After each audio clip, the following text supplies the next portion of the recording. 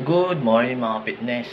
So today is Saturday ngayon. So pag-uusapan natin yung may nagtanong sa akin, Coach, bakit di nalaki yung aking muscle? Pero gym ako ng gym. So ganito yan mga fitness. So baka naman na-overtraining ka na or overtrain kaya di nalaki yung muscle. So ibig sabihin nasosobrang ka sa training. Dapat ang muscle may pahinga. Hindi araw-araw ang pagbubuhat. Ang muscle natin dapat may pahinga, hindi araw-araw.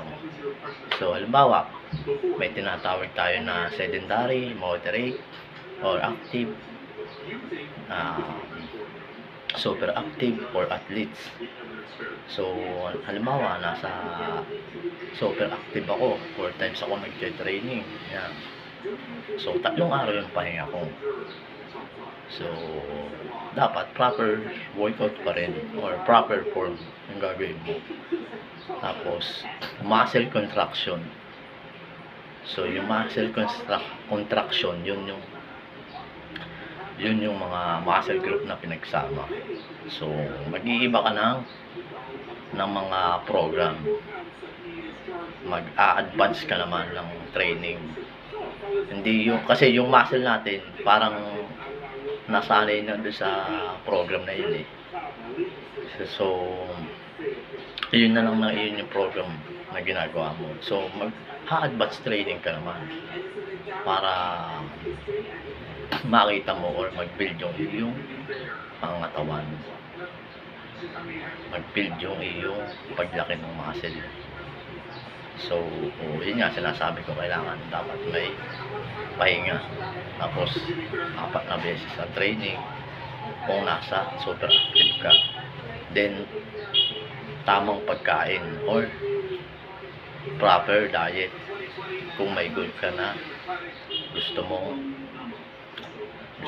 magpapayat, galing ako sa mataba, pero gusto kong mag-gain ng muscle. So, nasa source of protein naman. So, maraming protein ang iyong kakainin and carbs. So, pag papayat naman ako, magbabawas naman ako ng timbang or ng calories. So, yun nga yung sinasabi ko, bakit di nalaki yung aking muscle? Gym ako ng gym. So, iwasan mo rin yung mga matatamis na pagkain yan. Tapos yung mga junk foods, mga street foods, hindi talaga lalaki yung muscle mo kung yun ang mga kinakain mo. Tapos, siyempre, kailangan mo rin magdisiplina. Didisiplinahin mo yung sarili mo. Kung gusto mong magbago yung iyong pangangatawan, kung gusto mong makita yung pagbabago ng iyong pangangatawan, so, kailangan mo ng disiplina sa iyong sarili. So, yun lang mga fitness. Sana may natutunan na naman kayo sa video nito. At huwag niyong kalimutan i-subscribe yung aking YouTube channel, Maskipit 2024. Tuloy-tuloy lang sa goals. Pindutin nyo na rin yung notification bell para marami pa tayo matulungan na nagwo-workout na kagaya natin na nag-gym. So, yun lang guys. God bless. Thank you.